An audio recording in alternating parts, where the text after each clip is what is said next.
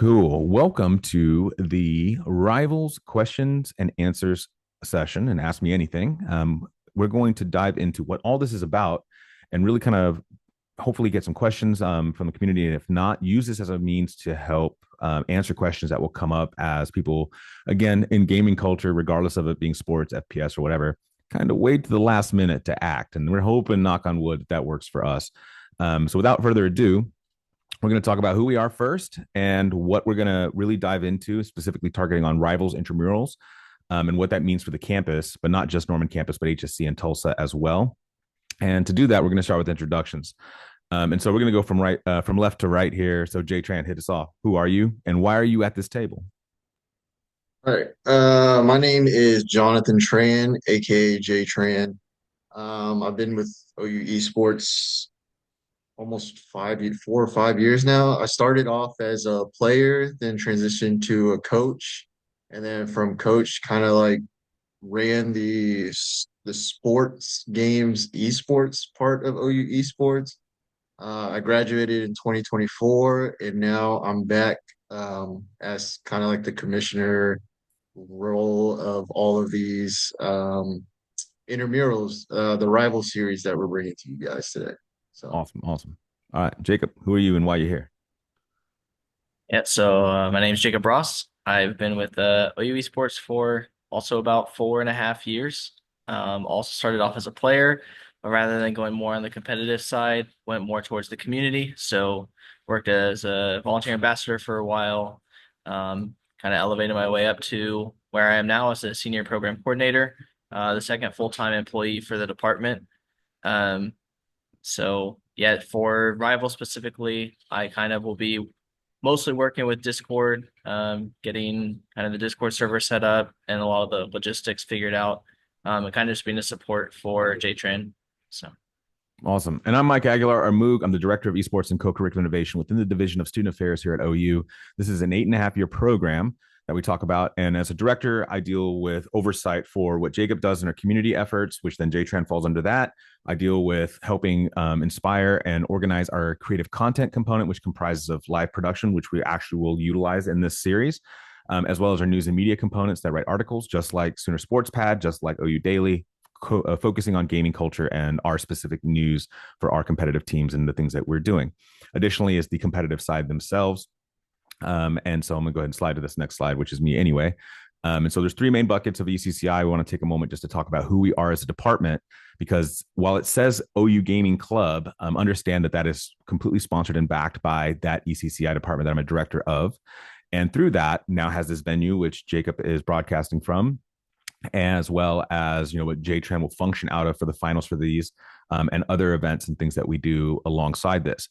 Now, inside of that, this is a program that started with one simple question, which was, what is Twitch, back in 2016, and in 2021 elevated into a full department, appointing me as the director over it. And now in 2025, we're sitting at a 3,900 member community focused around one singular topic, gaming. Granted, that is a diverse topic in itself in regards to FPS versus MOBA versus PC versus console, handheld versus tabletop. All those things are comprised in there. We've garnered multiple sponsorships, which we'll talk about in the next slide when we talk about our event structures. But there's main three buckets of development. And for perspective, 3,900 in community, 170 in development, meaning that they're either part of Jacob's staff running events or running that venue that's inside of Cross B, or they're part of our media and news teams or production and shoutcasting teams in the creative content pillar, or they represent OU in formal competition against other universities and sanctioned leagues, both in a local, regional, national, and global stage. Just like athletics in that same context, in regards to competing against UT, competing against Oklahoma State, competing against Ohio State, and so forth. And again, as I already mentioned, our venue and our complex, which is currently around 3,900 square feet, is housed in Cross B, the entire first floor facing Jenkins. So that's the northeastern building at the corner of 4th and Asp, which will come into play because we're going to leverage that as well for the regular season of Rivals. And we'll talk about that a little bit here in a minute. So first, I do want to talk about one more thing about the overarching who ECCI is. One, to gain perspective, because it might inspire you to get involved in other things. But anyone that's in development for us, their welcome is just students. They're students from all walks across this campus. We have students in the College of Education, naturally in the College of Engineering, Architecture, Law, you name it, price, in the College of Business, international students, we've had them. And so this is an open invite to get involved further, if not just be a member of this community, which again, going to that link tree that you got here from allows you to find us in Discord in our links. So I'm going to move this back to Jacob and talk about our 3 event types and what they represent and who can participate. And then we'll start diving into rivals. Yeah, so OU ECCI has 3 main event types that we've kind of revealed over the last semester and kind of been putting into action last semester as the starting point, and this semester really diving in as we release rivals.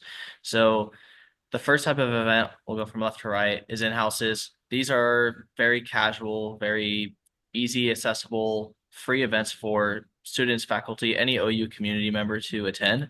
So, for example, just a couple nights ago that we had Pokemon night in the venue. It's kind of just all sorts of Pokemon games, from things that we had to emulate to, current gen, pocket card, anything that people want. So a lot of these other events end up being like League of Legends, Rocket League, Valorant, Marvel Rivals, whatever's popular at the time, just letting people find people to connect with through video games in a free, accessible setting. The next event is Sooner Dojo Series, which differs in that it's a public event, has a prize, whether it's a prize pool, they kind of depend on what the sponsors are, and a venue fee for entry. So traditionally, we've done Smash and fighting game dojo series events every Friday night, and those have spun back up this semester just last week, and we'll have one again tomorrow on the 14th.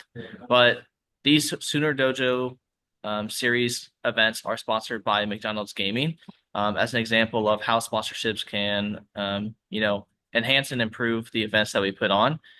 So not to give too much of a tease until later, but I have some McDonald's cards here. But yeah, and then the last event that we have is Rivals, which is what we are discussing today. So all OU campuses are invited. So HSC, Tulsa, and Norman, faculty, staff, and students. And they have an entry fee. It's a 5-week structure for the rest of the series, at least for season 1. And then all the other rules and leagues and things like that kind of differ by semester and by season. And we'll dive into more about what season 1 really entails in these next few slides. Awesome. Thank you. So let's talk about this process of how we even get into rivals before we start getting into the meat of it. A couple of top level administrative things that we wanted to do with rivals is first, registration process. We want to make it easy. We want to make it compliant. So again, if you can scan the QR code on any of these slides, as well as use that link tree that got you here in the first place, it'll direct you directly to the information portal that was on ou.edu/esports, where a lot of this information we're going to discuss and a little bit further is housed, as well as the direct registration link. And that is a $20 fee for any leagues, meaning that you see we're launching an FC, we're launching a college football, and we're launching in 2K for this first inaugural season. And in that, it's a $20 flat rate per title. Now, I do want to talk about why we set it at $20. The biggest reason was we had to start somewhere. And part of the feedback loop and potential volume will dictate. Now, I don't really ever want to go over $20. I don't think that that's feasible. I want to keep it affordable and attainable. And the way that we fix that is because of you and your spreading the word and helping those that might play games with you and say, hey, guys, we should jump in this league. If we start hitting numbers like 50 signups, 100 signups or plus, and granted, we're talking about a campus of 30,000 students between all different ranks and over 18,000 employees, if we get over 100 to 150, we will reduce that cost because we're not interested in making money in the context of revenue generation to pad our wallets. What we are interested in is making sure that those are putting on these leagues are taken care of, that the prizes are well incentivized, and that it makes it something really, really fun and an experiential opportunity to be proud of that you involved in one. And then also creating some unique opportunities that will afford us some other partnerships and bring other sponsors to the table. And so all those things comprised will help us mitigate this cost. But I don't ever want to exceed $20, at least not in the foreseeable future that I could see, unless we get into that inflation argument way down the road. But that's not any time in the future. So 20 is our starting point. And we wanted to focus on which launching titles did we start with. Now, when we think about the topic of esports in the conventional sense, your tier 1 esports titles, the brain kind of defaults to League of Legends, to Rocket League, to Overwatch, to Call of Duty, to Rainbow Six, to Smash. And we know that we've had a large gap in providing programming specifically focused around our sports titles. And we know very well, especially this year with college football finally returning after a 10-year hiatus, that the need to start catering to that audience, which has always been kind of the goal that we wanted to do, is to create a menu where there's an item on that menu that caters to everyone within the gaming sphere. That means Pokemon is equal to college football. That means Call of Duty is equal to NBA 2K in regards to our intention and desire to provide programming for the campus in one way or another. So we also made sense for us to put this in a league structure as well, because that also correlates with the analog versions of what these games do, which is celebrate college football, celebrate, FIFA and football or soccer, depending on what part of the world you're coming from, as well as NBA 2K. And so that's why we are starting with these. And we'll talk about the future later in this presentation, but that's the justification and the launch titles and the registration process. Now, no matter what, if for whatever reason we get into this and people register and we don't hit enough numbers that would put on a good experience for people, there is a no fight refund that will happen immediately. And then we'll just try again later. We are, to put it into context, and this is what I've been really good at doing this now for 8 years, is that we're kickstarting cultures that didn't exist before, or we're kickstarting cultures that have been generationally broken. And what I mean by that is EA College Football is the perfect example. EA College Football, or NCAA football in its predecessor state, was the last one was in 2014. And then it wasn't until 2024 until we got College Football 2025. That means that there was a 10-year gap. So for 10 years, maybe a couple years after 2014, people were religiously still playing 2014. And then the mod community would continue it on and so forth. And it's kind of hobbled along for those generations. But that means that there's a 10-year gap for incoming freshmen. That's more than half of your life where this game just didn't exist in the industry. So that means that we have to start building an environment where people can understand that they can do more than just play one game or a series of matches with a friend. Let's turn this into something that can be lighthearted, that can have good sportsmanlike conduct, that can produce a sense of camaraderie and start building communities focused around these things. We can't argue specific demographics that play these games too. When we talk about FIFA, there is a large European, there's a large African, and there's a large South American population that absolutely adores FIFA and now FC. If we talk about 2K, obviously our African American students, have a ton of interest in that, not exclusively, but Latino communities, everything in between. Now, there's other things that are missing. Obviously, college football is kind of this wonderful kind of blanket opportunity to include a lot of people. And naturally, topics like NHL or MLB The Show or these types of other games will be things that we explore, and we'll talk again about that in the future. The last thing I want to talk about this is the platforms of which we're launching with. So everything that these games are on is enabled for play, which means FC being the only outlier in that it's PlayStation 5 or an Xbox Series, either S or X, and then also PC enablement for crossplay. The other two, college football and NBA 2K, are exclusively just PS5 and Xbox Series, but crossplay is absolutely endorsed and enabled. And we'll talk about venues and licensing, and we'll start diving a little bit into that because we want to make sure that we can embrace and allow people to be involved in it without having to entirely drop the $600 on a console, especially if you're going after a PlayStation Pro at $700, and then an additional $60 license every year for a game. And then on top of that, you're paying for Xbox Live or PlayStation Network and the internet service providers. It gets really, really expensive. And we're going to do some things over time that mitigate that cost and make it accessible. So to go from registration and top overview stuff, we're going to start talking about the schedule, the rule book, and venue access. And so this is kind of a conversation between Tran and Jacob. And I'm going to serve as moderator for this and ask you guys specific questions. For the audience that's joined us since we started, we're treating this more like a live stream because we're going to chop it up and use it as an FAQ, a multimedia FAQ. But you're welcome to drop any questions or thoughts or feedback in real time, and I'll address them as I see them or can reinsert them after a chain of thought is completed. So to start with this, I made these slides and I wasn't thinking. I was literally late last night. So I'm going to go a little out of order than what this bullet point is. And let's talk about the schedule. So Tran, what's the schedule look like for this entire 5-week process, or 6-week from a calendar perspective of 5 weeks of gameplay? What does this look like? How are you structuring it? What's a week in Rivals look like? All right, so the Rivals is going to be essentially a 6-week league. The sixth week will be held for playoffs and championships, which will be hosting a LAN event. So the final four competitors will be competing against each other at our venue with a live stream. We're gonna have commentators. It's gonna be a cool little show that we'll be able to put on. But the first 5 weeks is going to be like the regular season, and that's how we're going to determine seeding for the playoffs. Um, and so each week, it doesn't matter what title you're playing, you'll have two games scheduled. So at the start of the week, you'll know who you're going to be playing, and you'll have a chance to contact them and set up a time. Each game has a specific day that we would recommend, kind of like a starting date of what we would prefer you guys to play the games on. But we understand that you guys are in school and life gets in the way, and so we put a hard deadline for Friday night at 11:59 p.m. of when the matches need to be played and reported so that we can record that for our standings. With an exception of week 5 where the results need to be turned in at Thursday night because that's Friday and Saturdays when the playoffs and the championship weekend begins. So yeah, that's what the scheduling looks like for rivals. So when we talk about, we've had a couple, we've actually already had this question last night, and so this is a good one to bring in. So when we talk about rule book, now granted, we're not going to go over the entire rule book. That's a little tedious. You guys can look at it yourself. It's absolutely on our information page for rivals.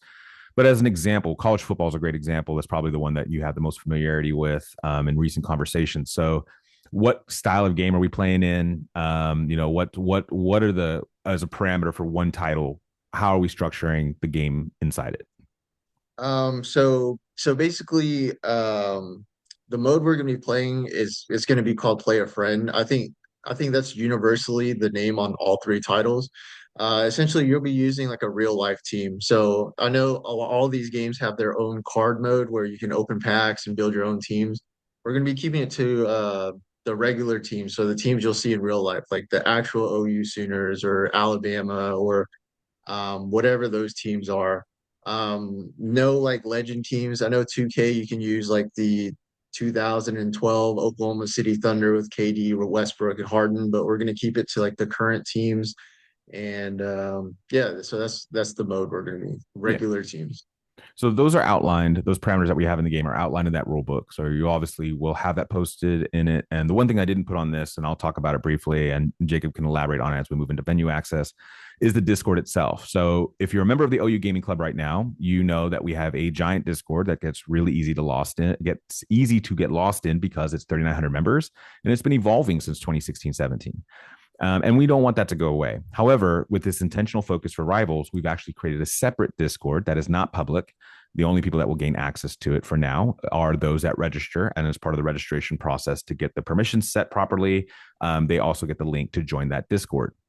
And that allows us to continue to use the OU Gaming Club Discord as a promotional platform to market that these things are happening and keeps rivals specifically focused on it. And when we talk about the different cultures in these games, we can also kind of tell the difference between people that play a game like League of Legends religiously versus a game like NBA 2K. So knowing that a large portion of people that play traditional sports titles, excluding FC now with the PC kind of variation, predominantly aren't big Discord fans. They're not active on Discord regularly. They use it because they have to, not necessarily because they want to. And so that's the reason why we also went ahead and created a whole new Discord specifically focused on esports intramural development with rivals for the gaming club as an extension of what we do and to help kind of keep the blinders on and deal with, again, if they want all of that cultural gaming, opportunity, the gaming club Discord's not going anywhere, but the rivals ones will stay on point. So with that, Jacob, you want to elaborate on anything that we're going to leverage with that Discord, and then you can move into venue access and how we want to do it. And I'll add some with licensing and intentions too. For sure. Yeah. So the Discord server that we've created for Rivals is very simplistic in nature compared to the gaming club. So rather than having, you know, 100 roles, 100 plus roles, and however many channels we have, it's very simple. You join, you have your welcome, your landing pad, and then general chat, and then a voice channel if you need assistance with the TO, which would be JTran. And then as we verify which leagues you're in, we'll give you roles so that you can actually see the channels and the categories for either college football, FC, or 2K. And in each of those categories, it's very simplistic. There's a general channel where if you have any questions specific about that league, a matchup channel, and then a channel where you will report the results of your matches. So everything that you will ever need for the league itself will be in Discord. JTran and myself will be using StartGG as our way of organizing who is competing against who each week. And those links will be public, but all of your matchups will be communicated very clearly to you in Discord instead, just to make sure that everything moves smoothly. And the main benefit of Discord is that, I mean, we're always online. Somebody will be able to answer your question very quickly at any point. So definitely don't hesitate to ask questions ever. We'll get them answered. So from there, venue access for your official matches each week. We will allow a 2-hour block of time for you to play your matches for free in the venue if you choose to do so. So with 2 matches each week, that's 2 different hour blocks to complete your match. And those can be on different days depending on whenever you need it. But these consoles will be on a first come, first serve basis. So, if you want to ask in advance, hey, is there a console available in the Discord? Somebody can quickly answer and tell you yes or no. I think we can potentially work something out where if there's no way you can play at home, you need to play from the venue, you need something reserved for you, we can ensure that there's a console available for you. But all of these things just require communication, which the Discord is easy for. We have a couple licenses on college football on both PlayStation and on Xbox, and we have a copy of FC on Xbox, but we do not have any copies of 2K available, just as a note to have in case you were wanting to use any of our licenses to play these leagues. Awesome. So to double down on that, when we talk about registration fee, when I started this conversation, as we dive into rivals, part of what we want to do with the money that we start charging or that we're charging for these things is that we're building up a buffer to buy X amount of licenses per year, because every year there's FC 26 and college football 26 and NBA 2K 26. And so naturally those things get expensive. Now, granted, if you're a fanatic, you're going to naturally buy it yourself. We know that. But the point is how many people would love to be involved, but again, can't afford the console, can't afford, PlayStation Live, can't afford Xbox Live. And then on top of that, afford the license itself. That adds up really, really quickly. And granted, we're in the era of the last kind of probably cycle of PlayStation and Xbox in its current state. And so that means that there's an entirely another console you're going to have to buy probably in the next year or two. Because the same thing with the PS4 Pro into the PS5. There was about a year and a half gap, and then we were in PS5. And so with the PS5 Pro now, history kind of repeats itself oftentimes. In under 2 years, you're going to see the PS6 or whatever that Sony comes out next. So we want to help make these things accessible as much as possible, leverage this venue that is meant for community engagement, and so forth. And from a technical perspective, if people are wondering what we have in here, naturally, we have, I think from a actual number figure, we actually have 5 copies of college football. 3 of which are on PlayStation, 2 of which are on Xbox. One, as Jacob already mentioned, FC on an Xbox. And I have nothing wrong, or I am not opposed to going and adding additional licenses, even for this season, if the sheer amount of registration is strong enough to support it. And I'll talk about what that looks like from a financial perspective, because again, as we're building community, you guys want to understand how to support community as well. I'm going to be transparent about what it's going to take to grow this into what we're trying to do.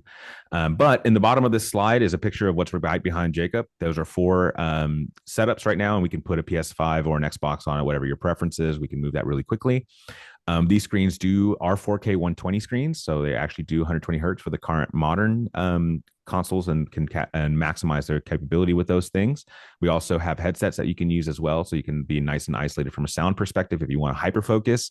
And if whatever reason we need more than these 4 stations every week, we can drop additional PlayStations and Xboxes on 24-inch gaming monitors and still provide headsets and so forth. So I think in total, we have 5 PlayStation 5s. Now we have 4 Xboxes, 3 Series X's and 1 Series S. So we can easily scale up or down as we need if the demand is there. Okay, so I'm going to talk about what the last week looks like. So, really quickly, just before I go there, this 6 week league, aka 5 weeks of play, is only 6 weeks because of the spring break bye. And we kind of like that because one, it gives you a gap and you can hyper focus as you move into this. But the idea would be is that whatever we're placed in our rankings in that last week, whatever the final four on, will move into that final four LAN on the 29th for this first season. And what that LAN looks like is we have a space that we designed back in 2016, 17 as well, when the cross buildings were first being fabricated and built and planned. And this space is called the Black Box Theater and Cross A, so adjacent building to us. And we use this and was designed specifically for events like this.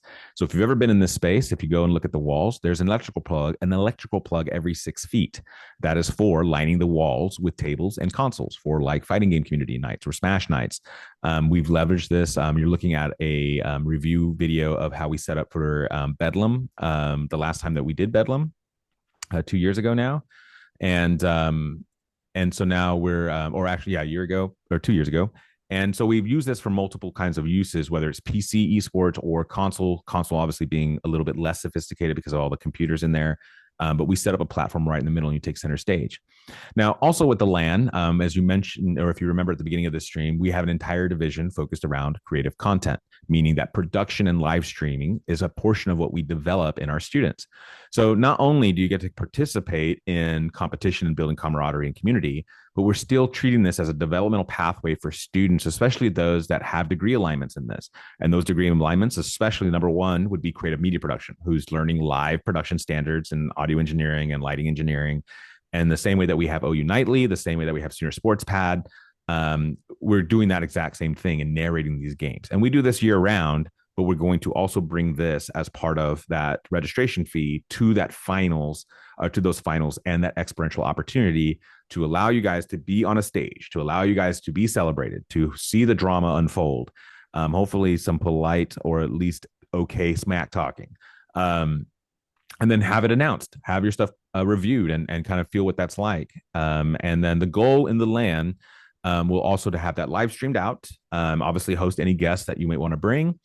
And the final four will then duke it out. And the way that would work from a day's perspective of what's when is we'd set the venue up since all three games, another reason for the legitimization of these three titles being on consoles, makes it really easy to be able to move from FC to college football to 2K back to back, or vice versa, FC being at the beginning or the end, depending on if we have any PC competitors that would prefer that PC. But that allows us to basically go and run that final four to grand finals for the first one, move on to the second, third, and still give you back your Saturday evenings, at least for now. And so that's what the finals and the LAN will look like. And we're going to talk about what we're going to do with the LAN in the future again when we get to the future slide. But that's what it's going to look like. It's going to be that kind of tone, that kind of vibe when you see and you walk into that space. That's exactly how we set it up for any type of an event, regardless of this one or a Bedlam or anything else that we've done in that space. So we're going to move into pricing. Now, if you've gone to that website already, we've only revealed that we're doing refunds, but let's talk about what else we're going to do with that. Go ahead, Jacob. Yeah, so I have the McDonald's Arch cards that are revealed on the screen already in my hand here. So continuing our partnership with McDonald's Gaming, which is primarily focused on our Sooner Dojo series events. We'll have them support our rivals, Intramural Season 1. So for each of these three leagues, first place is going to get a $50 McDonald's Arch card, along with the registration refunded. Second place getting $25 McDonald's Arch card, third getting 10. And then fourth place just gets their registration refunded, so no additional pricing, but essentially the league is free for you at that point. And you get to enjoy the experience of the LAN, for the first time, if it's your first time, whatever, but LANs are always fun. Yeah. And so we wanted to make sure that we gave you something. Now, one thing that I didn't mention, and it's important to note at some point in this presentation, is that naturally Fitness and Rec, OU's Fitness and Rec department, which is also a peer department of ours in this division of student affairs, naturally runs what I call analog intramurals. And in the future, there'll be more cross promotion and more collaboration between the two departments as we are both running a intramural type event, obviously them on the physical side and us on the esports digital side. And there's going to be a lot of crossover. Obviously, we're going to promote gamers going and touching grass, and they're going to promote that, hey, if you guys want more things to get involved in with your friends, or if we have any students that don't have the ability to have physicality, maybe they have adversities with limbs or can't walk or have some impairments or some sort, this can also satisfy another way to engage our students campus, our student campus, and our even our faculty and staff, and give them another way to again be a part of something in competition, the spirit of competition, to do this. So the starting point for this prizing is really what I'm saying is the foundational bare minimum that we will always do for any league that we put on. Now, another reason why we also chose these titles was because they're all 1v1s. Ironically, sports games focused on a 1v1 matchup on the esports side versus like actual like Overwatch, which is 5v5, or Valorant, and so forth, or Halo or COD with 4v4. Each of these allows us to again ease into this as we scale up logistics. Because if we were doing a PC league around Valorant, that means that we have to set up that space exactly how that video was with 10 PCs, and that's a much different logistical hurdle. So again, this gives us an opportunity to again cater to a different style of gamer and a different genre of gamer on our campus. So now this is where we're going to bring JTran back into it with all of us, and we're going to talk about what we want to do with this. These are the hopes and dreams. And again, if you guys have any questions, by all means, this is where Q&A really kind of starts. And you guys can ask anything and anything in between, and we will try our best to answer it, or at least forecast what we want to do with it. So I wanted to create the slide because naturally, when we're starting somewhere, we're already thinking about season 2. We're already thinking about what we want to do. So the first thing that I want to talk about is feedback. Feedback can happen at any time throughout the year because naturally a game, and granted, I'll address one of the elephants in the room. Why did we call it Rivals when Marvel Rivals is out? I named it Rivals before Marvel Rivals was released, and we stuck with it. I like the title. I think it fits. So yes, if we ever did a Rivals League of Rivals, it would read the OU Gaming Club Rivals, Marvel Rivals, Intramurals League. And yes, that would be fun to say, but that would kind of be the meme that I'd make for it. And I'm okay with it. Because again, when we talk about some of these games that we're trying to approach, it doesn't necessarily cross over into those cultures anyway. And so what? I like the name. It's bold, it's strong, and it can stand on its own. It can stand on all of its own 10 toes, even with Marvel Rivals out there. So that feedback loop will be something that we can sustain at any point.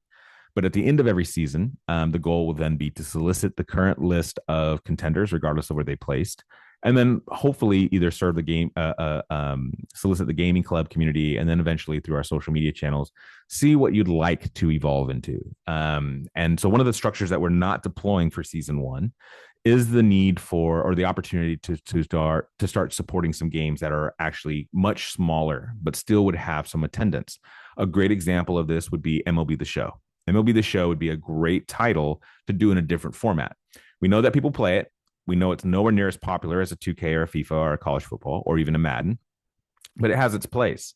And so in the fall, we may or may not be looking at a singular weekend event for MLB The Show, like a singular tournament where you're starting and you're ending all in the same day.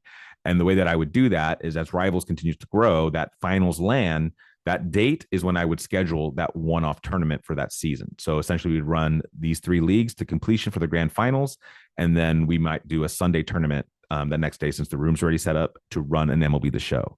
So there's no limits to what we can do. We want to do a Hello Kitty Island Adventure raid. Like if there's a league and a desire for the campus to do it in a league structure, Rivals is meant to be that bucket for us to do that. And that's going to be dependent on students and those that participate, faculty and staff included in all 3 campuses, to providing that feedback so we can involve and make sure that we're catering to the masses as best we can. That also answers the question with changing titles. And then the more concurrent leagues, the goal is that, one, I don't want to overwhelm JTran. Rivals is meant to be scalable, but what I don't want to do is ever do anything less than trying 3 leagues at a time.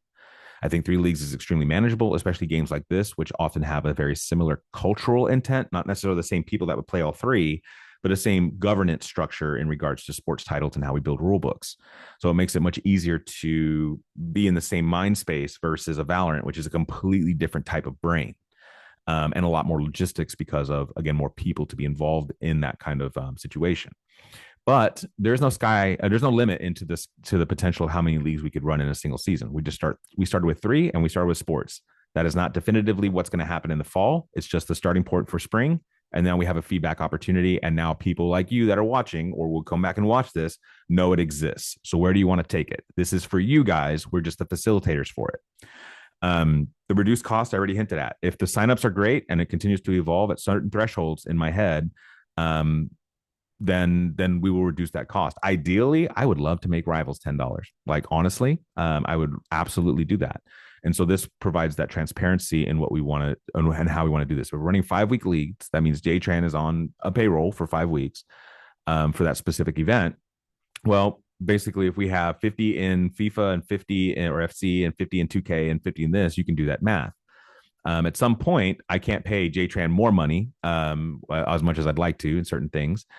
There's a threshold at which it doesn't make sense to pay for that. And instead, I would much rather afford the savings back to our community to continue to help you guys be armed with trying to sell it to your friends, your peers, and grow it. And then what ends up happening is because the volume increases naturally, that's when I can compensate JTran better, or an additional tournament organizer to bring on those other titles that wouldn't necessarily be akin to where JTran specialty would be with sports titles as it is right now.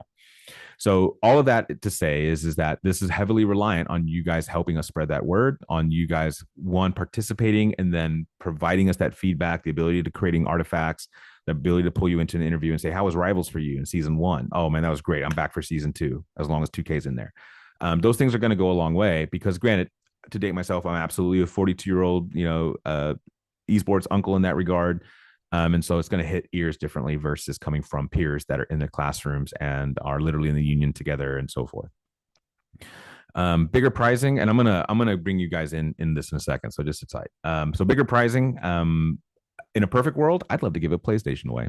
I'd love to give away copies of next year's or a gift card for next year's value of what we already know that 2K is going to come out. 2K26 is going to be $60. So here's a $60 gift card to the PlayStation Network. Here's a 60 card, and we basically are paying for your license the next year. That's where I'd love to get to it. On top of McDonald's, on top of the refund. I'd love to get to a point where maybe it's custom controllers, maybe it's custom headsets, maybe it's apparel and merch as we continue to grow, our catalog of things. So there's all kinds of things I want to throw at this. This has just made the most economical starting point of what we already had. And as we continue to gain favor and popularity with this, the budget will increase so that we can make it a bit more special and a bit more unique, and then eventually hopefully get to trophies and etc. The last one that I'll talk about is LAN goes on tour. Now, one of the things that we're doing that Fitness and Rec can't because of the physical nature of having fields and courts that are landlocked on Norman's campus is the ability to scale past Norman, meaning that HSC students, faculty, and staff, as well as Tulsa's faculty and staff and students are all eligible to be a part of Rivals. And so getting marketing on those campuses is an act of Congress. It's going to take some time to get any kind of traction with those campuses. They're not used to having synergy between the three because of the nature of HSC students being very, very different versus a traditional undergrad here at Norman versus the predominance of continued educational, non-traditional students in Tulsa, even with the Polytechnic Institute, which does have traditional undergrads now as of this year. So that's going to take some time. But that's, again, where we spread the word. And if you're in communities that have reach into those campuses, that's it. But what I want to do with the LAN is eventually take it on tour. As we start to get representation from HSC, as we start to get participation from Tulsa, then it warrants me taking that last finals day and moving it to Oklahoma City for one season and moving it to Tulsa for one season. And then we go and you guys get to see OU Tulsa. You get to see HSC. HSC gets to come to Norman. Tulsa gets to come to Norman for something. And then again, as the budget increases, use that as a means to, one, mitigate the cost for those Final Fours to attend. That's another reason why I started with refunding the cost, because at the same time, all you did was spend time at that point. And that way, the fourth place still at least gets some of their compensation back or some of their investment back. Additionally, that means that it's not like I'm going to say, oh, we're going to pay your gas. It's going to be more like, hey, we're going to host you for food. We're going to actually have food and drink on site. We're going to have bigger pricing, which legitimizes that trip a little bit more and offsets that cost of any kind of transportation that might be from one location to the other. And so that's kind of the goal in the long term, but that will not happen until we actually have participation from those other two campuses in a meaningful way. Meaning that if 15% of the registration for 2K is coming from Tulsa, then that would warrant that season makes enough sense for me to move that from Norman. Otherwise, Norman will always be the default by natural. We're already set up here. So for you guys, before we talk about the last slide, for Jacob and John, where do you see Rivals going? What would you like to see happen as we move through time with this?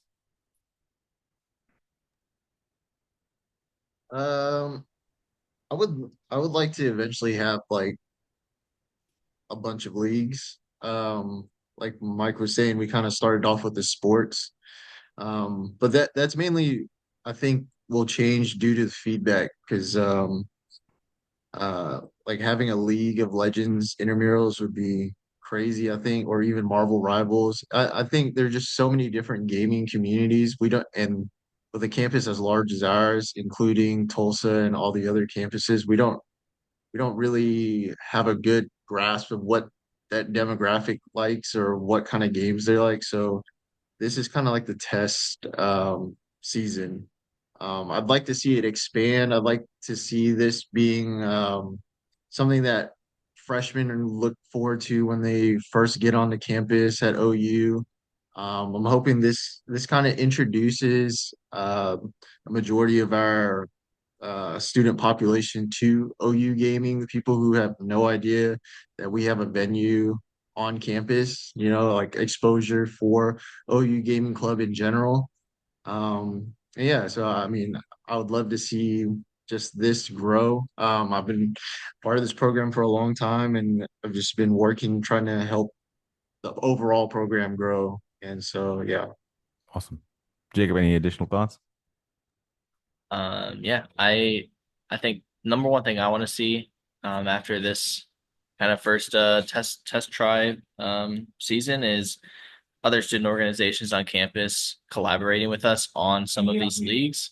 So whether that's I mean, my dream would be, and it doesn't matter what student org, but a student org coming to us and wanting to do a rivals league for a charity would be, I don't know, my number one thing I'd love to work on. And granted that a lot of the information is on the rivals website on how student orgs can get involved that way. But the earlier that stuff gets at least cooking, the ideas start flowing, and the better it'll be. But that's number one for me. Yeah, good segue because the last slide, and then we'll close it out. And again, if you guys have any Q&A or any questions that you want to ask or any details on anything regarding rivals, by all means, just drop it in chat and we'll address it as we close this out. But the last thing that Jacob was mentioning is that we also enabled these leagues to be sponsored and partnered and collaborated on. And so I basically identified 4 obvious buckets that naturally would be interested in potentially this. And so this can also be things that you take back to other student orgs or extracurriculars you're involved in. This could take back to businesses that maybe your families or your networks know or own. Is you see the intention is all 3 campuses, then from a business perspective, I'm going to go out of order here. From a business perspective, here's an opportunity to then get marketing on all 3 campuses. So if I'm a local business owner or if I own a chain that's in Oklahoma, or if I know, Greek Life Network or anything like that, those extra kind of connections in your network, these things can be sponsored the same way that we have Sooner Dojo series or McDonald's Gaming presents Sooner Dojo series.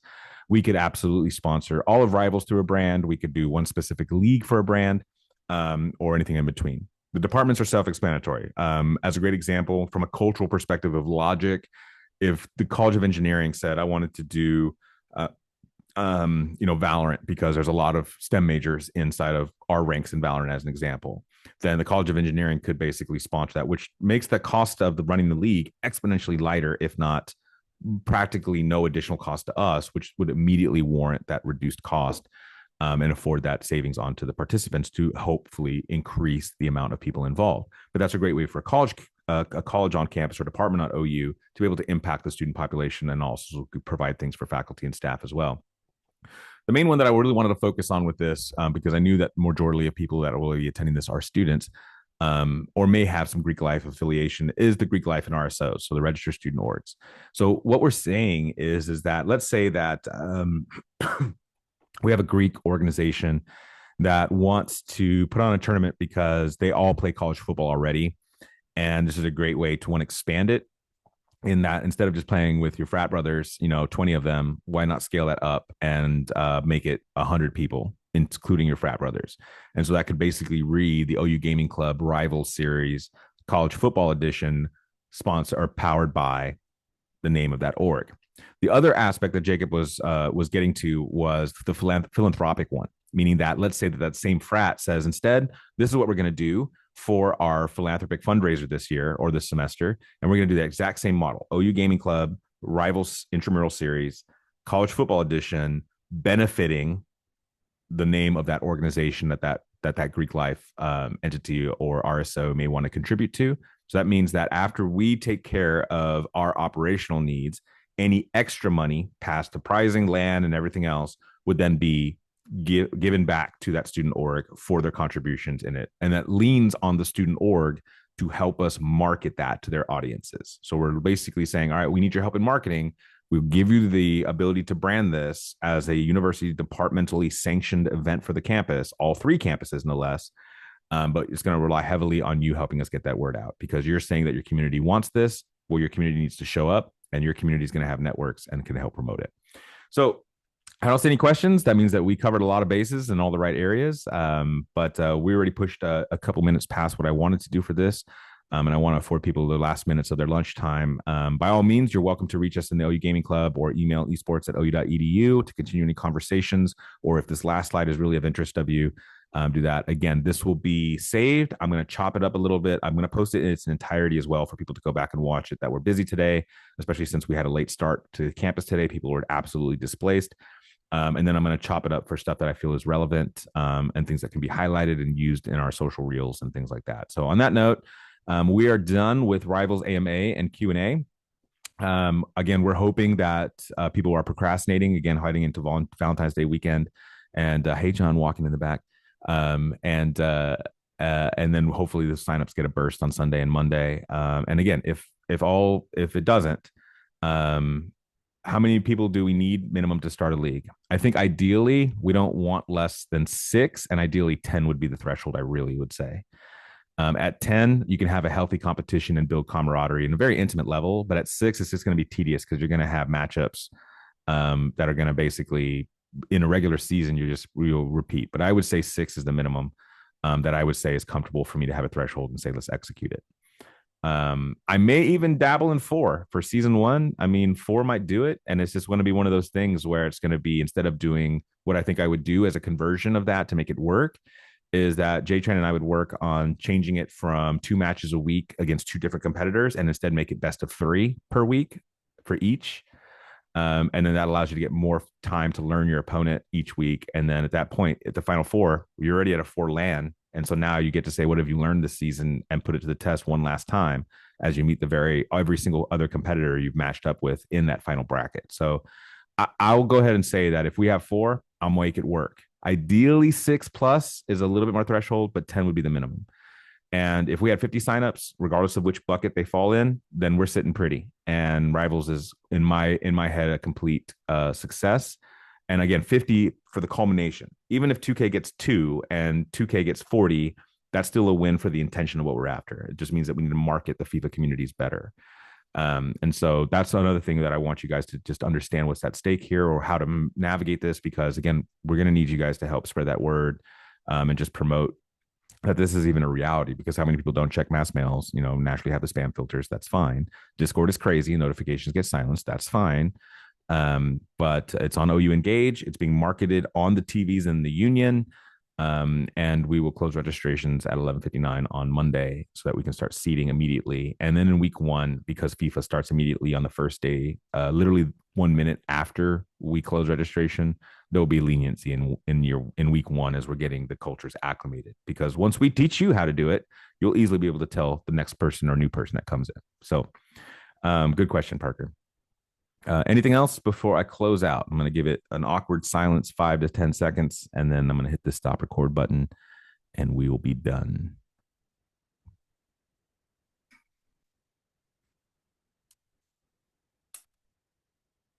Hi, John. Bye, John. All right, hitting that stop record. All right, guys, I appreciate you guys taking your time out on a cold day to come tune in and at least listen. Most of you, I know your names and know who you are already. But again, that's it. You guys already trust me. You already know me, at least to some extent. And so hopefully that just amplifies, 1, the hype around this. We want these things to happen. It's way overdue that we start doing some sports programming.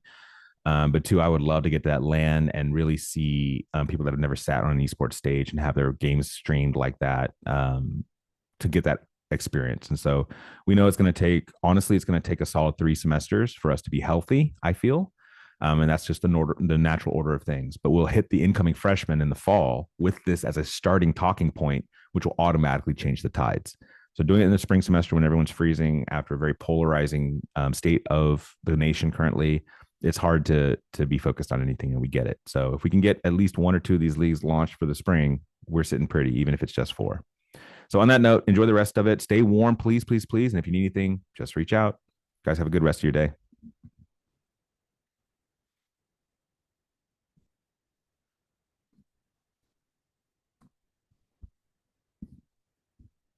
I imagine JB's. Oh, he's left. I was gonna straight troll on him a little bit.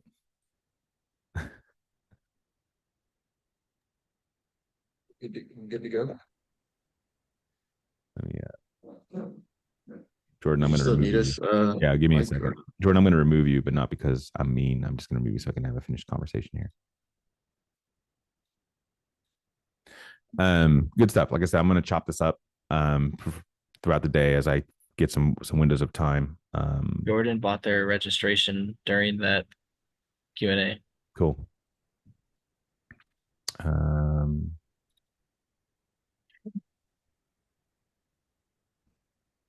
Oh yeah, I did. Awesome. That puts us at 5. And so far, two of the first two that jumped in, obviously are two different brackets. So, either way, I think we're sitting pretty. I again, I tried to get Fitness and Rec to put out a blast, but they didn't do it. And so I'm going to ping them again tomorrow morning and ask them if they'll do one blast on a Sunday, just to make people aware. And then this will absolutely be chopped up and posted somewhere for people to review. But I'm gonna work on this. I only have 2 things to do today, and this is priority. I want to get it all chopped up and start posting them as reels um, tonight, heading into the weekend. And hopefully we can get it. But Jay, are you okay with a four-man league, even if it's just for 4? Yeah, I mean, it would be less workload, but I mean, it's something to build on. I feel like it's important just to at least have something up so that way, like, you can go talk to sponsors later on and be like, hey, Yeah, this is like our first season. This is what it could potentially look like. Even if we throw a LAN with 4 people, like a yeah, 4-person LAN, anyways, you know what I mean? And be like, yo, you throw your branding here, here, here.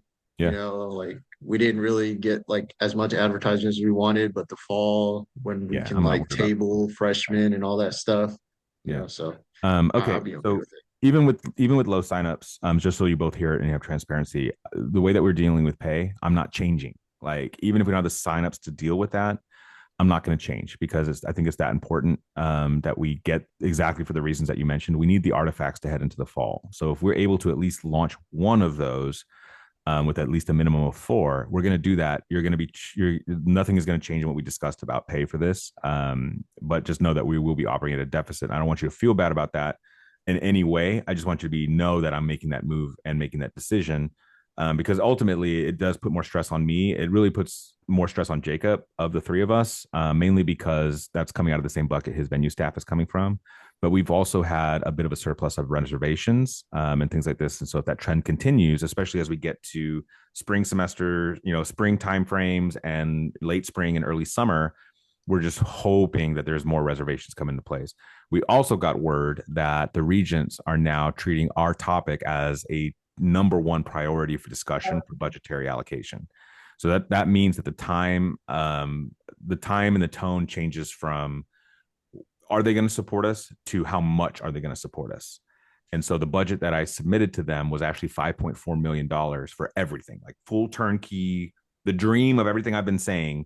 It would take $5.4 million year over year for our operations, meaning full-time positions, part-time positions, graduate assistantships, undergraduate positions, scholarships, travel abroad, training, paper clips, everything, licensing, all of that, console renewals, all that's baked into that budget. And so if they just come back with 25% of that and saying that's what we're going to start you with, I'm still sitting at over $1 million.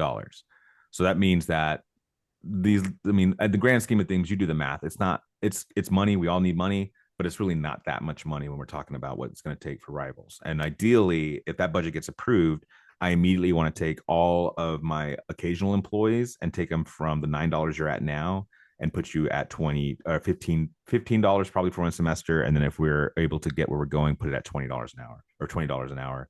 And then automatically just say that it's going to be 100 to 120 hours of work, lump sum, period. So treat it more like salary in that regard. So that's the intention. But that time has now changed almost dramatically in the last 18 days when we got word that our topic is now on the Board of Regents docket. So that means that they'll probably discuss it in March's meeting, which is March 10th and 11th. And then they'll probably need a month to help me aggregate stuff and build a narrative. And then in the June session is when they'd vote on it, which would then automatically apply it for July 1's budget and on. So that time is now here. We're just a matter of, is it going to be a couple 100,000 or is it going to be $5 million in operations? But if they give me, like I said, if they give me 1/4 of what I ask, all the jobs just got a boost, period. That's the first place it's getting started. So that's another reason why I'm not worried about, I'm not entirely really that stressed about saying, hey, we're not going to have the income that's going to pay you. We need this done. We've got to make investments first before we can make the money. So just know that from a transparency perspective, that's what's going to happen. So you can expect exactly what we talked about, no matter what in signups. Okay, cool. Appreciate it. And then at that point, we're just evolving from that point forward. It's just micro adjustments season to season. So, but other than that, man, I'm good. Stay warm. All right, cool. You too. But later. Bye, Jacob.